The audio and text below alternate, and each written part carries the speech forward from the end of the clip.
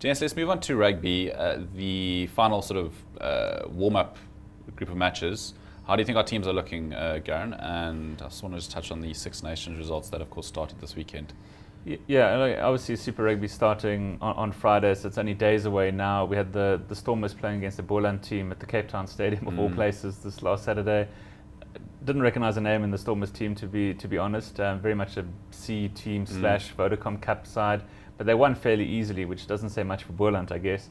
But I'm pretty sure none of those players are going to actually be included in the Stormers final squad if it ever is announced for the tournament. So difficult to read too much into that. You know, we obviously got the Sharks, who seem to be taking things a lot more seriously today.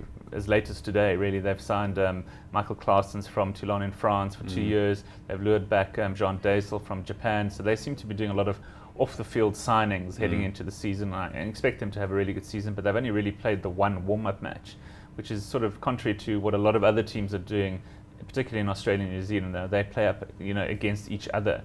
For instance, the Blues and the Chiefs played each other this week, and they actually play each other in the opening game. So it's interesting the difference between the way the countries operate. So and again the Bulls, we were up against Saracens last weekend as well. So they're taking their warm up games abroad, not just playing against the local sides and makeshift sides. So difficult to say how it all is going to stack up at the end of the day. But obviously excited about the tournament starting. Obviously with the conference system, you really have to just beat your own teams home and away in order to do really well and finish in the top 6. And then it's a bit of a lottery who you get drawn against if you get the bye in the first weekend. So obviously a lot to look forward to. But I think the main aim for this year is obviously Rugby World Cup. We've got a truncated Super Rugby tournament, no mid-year break for internationals. So everyone's sort of just getting it done for the next 5. Shortened rugby championship as well. Absolutely. So the grand prize at the end of the year is really the Rugby World Cup. So I think Super Rugby and Rugby Championships will take a back seat, if you like, to the Rugby World Cup. A lot of New Zealand players, for instance, been rested with an eye on the Rugby World Cup not burning out, coming back in weeks 4, 6, 8, depending on how their sabbaticals work.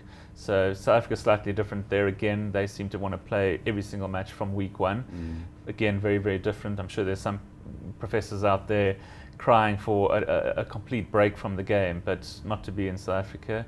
It seems to be the way that New Zealand and Australia operate. Yeah, I just want to stay with that theme with you, Rob. We know the Kiwis have got this sort of centralised contract system. That's probably why they've been so successful at national level. We still have this problem here in South Africa, with franchises and SARU fighting over players and overplaying them. And we were speaking earlier about, another bunch of our guys being signed for overseas clubs. It's just an endless sort of cycle. Yeah, it's a two-edged thing, because some of our players, I think, partly leave our shores because of the volume of rugby they play. They know that they put more sort of Voyager miles, if you like, on their bodies physically than players from the other 2 major SANZAR partners. So that's what tempts them in some ways to go overseas, not just the money, although the money obviously is a powerful lure, and a particularly powerful lure because we're South Africans and not because our currency is the most vulnerable of the Southern Hemisphere currencies. So it was inevitable we were going to start losing some players.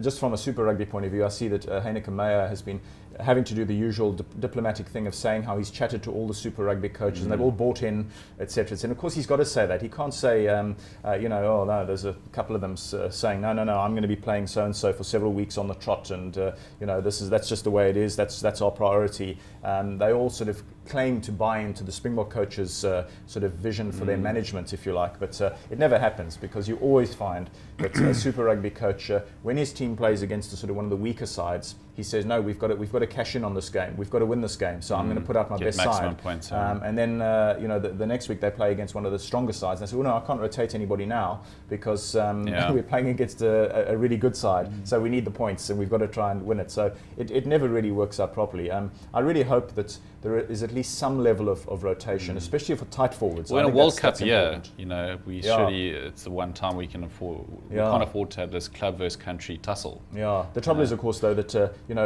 Super Rugby coaches at the end of the day don't have anything to do with World Cup. That's not their CV. Their CV is all about how they do with their franchise, with their bread and butter. Yeah. And obviously they're going to try and use all the best resources they can. And inevitably, even if, say, a team has got, say, 2 or 3 reasonable loosehead props, you can bet your last dollar one of them will go and do a serious injury that puts him out for a few weeks. And then, of course, the other guys, or guy, sometimes in cases where teams don't have huge squads, one player has to just keep playing and playing and playing. And then you see that player inevitably burning out and succumbing to a long-term injury as well. So I think we'll see the why same. does SARU not adopt the centralized contract system like the NZRU?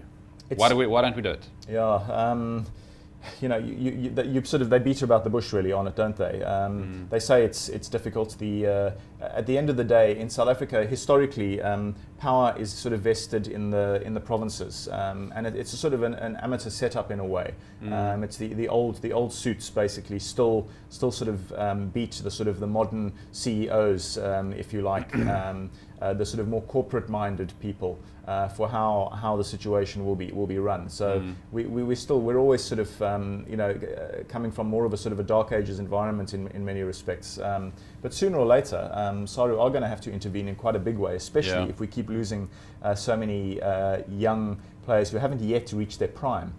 Going overseas, because we didn't worry before when players who were in their late 20s, who we'd seen the best of, felt that they were going to go and get a little sort of late pension in their lives and go to France or Japan for a couple of years. We are spoiled with depth. I mean, so I guess. Yeah, and that's why we're vulnerable, of course, to poachers. I mean, they're all over the place. They apparently, overseas people are watching not just our Curry Cup and so on, but our Craven Weeks and all sorts of things. So it's a complex situation, a very difficult one for the administrators to grapple with. So, and just finally, the Six Nations results on the weekend, the big one obviously being Wales, England. England managing to win away from home. I suppose they're probably quite fired up being World Cup hosts later in the year. They really need to get their ducks in a row and just win every game going in. Yeah, absolutely. England are sort of my Rugby World Cup dark horses. There's just something about the draw that they've got, the fact that they're playing at home, the fact that they're going to have other top teams knock each other out, depending on results, sort of lends me to believe that that they could be there at the end. And they came back from 10-0 down against a really good, strong Wales team in Cardiff at the Millennium Stadium. Again, England, without a couple of players who were injured, they had some players that I've never really heard of, but they've got a massive set of or backline at the moment. They're really formidable looking. It's a real pace, though. Speed out wide, big bulky centres. And they're still missing Tuilagi and Barrett and a couple of others. Farrell as well at Fly, he wasn't playing. So I think they've developed a lot of depth as well, and I think their coach Stuart Lancaster is a pretty shrewd chap. Learned a lot from Clive Woodward, I think, in the past. So they're going to be tough to beat in this tournament. Obviously, the Six Nations is a tough tournament. You get 5 top teams in a row, sort of to have to beat. Pretty much, maybe even as tough or tougher than the Rugby Championship.